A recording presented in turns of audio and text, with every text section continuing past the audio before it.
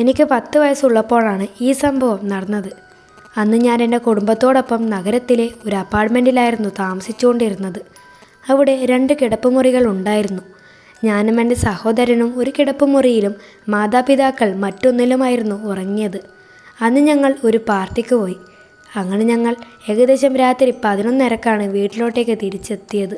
അതിനുശേഷം ഞങ്ങൾ പതിവ് പോലെ ഉറങ്ങാൻ പോയി. ക്ഷീണം കാരണം ഞാൻ വേഗം ഉറങ്ങി. പക്ഷേ ഒരു പേടി സ്വപ്നം കാരണം ഞാൻ ഉണർന്നു. ഞാൻ ഫോണിലോട്ടേക്ക് നോക്കിയപ്പോൾ സമയം 3:33 ആയിരുന്നു. അപ്പോൾ ഞാൻ എന്തോ കണ്ടു. അനിയൻ ഉറങ്ങാതെ കട്ടിലിൽ ഇരിക്കുകയായിരുന്നു. അപ്പോൾ ഞാൻ അവനോട് ചോദിക്കാൻ തുടങ്ങി, എന്താ ഉറങ്ങാത്തത്? പക്ഷെ അതിനവൻ ഒരു ഉത്തരവും തന്നില്ല. ഞാൻ അവനോട് മറ്റു ചോദ്യങ്ങൾ ചോദിച്ചു. പക്ഷെ ഞാൻ എപ്പോഴോ ഉറങ്ങി. രാവിലെ ഞാൻ ഉണർന്നപ്പോൾ അച്ഛൻ എന്നോട് ചോദിക്കാൻ തുടങ്ങി, നീ ഇന്നലെ ആരോടാണ് സംസാരിച്ചത്? ഞാൻ പറഞ്ഞു, ഞാൻ എൻ്റെ സഹോദരനോടാണ് സംസാരിച്ചത്. അച്ഛൻ പറഞ്ഞു, ഇന്നലെ അവനൊരു പേടി സ്വപ്നം കണ്ടു.